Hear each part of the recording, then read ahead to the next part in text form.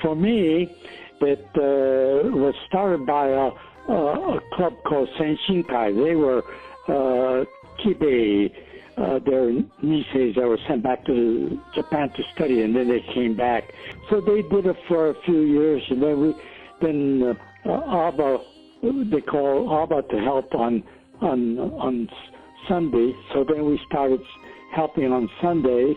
Then a couple of years later, the Senshinkai wanted to quit the tempura, so they dumped it in our lap. So we're doing the tempura all these years. I was involved with it for, I guess, close to 50 years.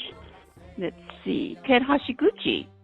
Well, he calls me one day and asks for help to help recruit manpower for tempura sales. He says I could just contact my friends, and so that's how it began. And I always kind of was afraid that if I contact my friends to help in the tempura booth, if they would continue to remain my friends in the years following. But you know, all the time that I worked in the booth as the chair of the tempura sales portion, those friends stayed with me. The tempura booth sometimes required a long wait for our people who wanted to come and buy a plate of tempura, because the timing of each of the vegetables and the shrimp coming out of the cooker would come out at different times. And sometimes we'd get a run of people wanting to buy tempura, then we'd have a lull, and so they would then slow down the cooking, and then we get another rush of people. And so it was a constant struggle to get enough of the tempura cooked to satisfy all of our customers. But you know, the customers were so patient and gracious. No matter how long the wait, they would come back and enjoy the tempura. We were the one that set up the tempura booth. Henry Rega, he set up the cooking booth and hooked up the gas line. And so that picture was probably, we were the ones that went in early and set up the booth and get it ready for cooking.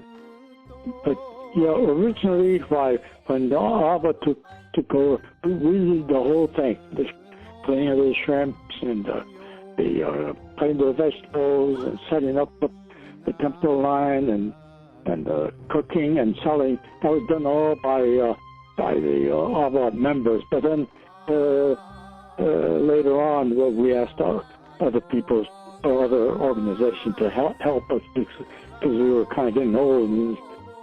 And there were innovations that I saw over the years that I helped. There was a time when they put out a special tempura sauce, but between you and me, it was the broth from the ramen booth, from the kitchen. So that got bottled and it was labeled special tempura sauce. So that picture, I believe, is probably from the mid-'70s time frame, and what I remember is that George Hanada was a very avid fisherman, and he went out and he caught the smelt and he brought it in, and for at least 1 or maybe 2 years in a row, smelt was an additional menu item on the tempura booth. I didn't think of it as work or anything. It was a donation of my time. You know, just getting out to the subject, after the Warriors, when we came to San Jose, we had no place to go, and we stayed in the Hondo. That was the hostel. And so the men folks all lived in the Hondo. They put all the bleachers, the bleachers out and put rows and rows of cot beds in it. So I stayed there about 2 months before we found housing. And for that, I'm forever grateful that I had a place to stay until I found housing. So that's one of the big reasons why I really want to help the church.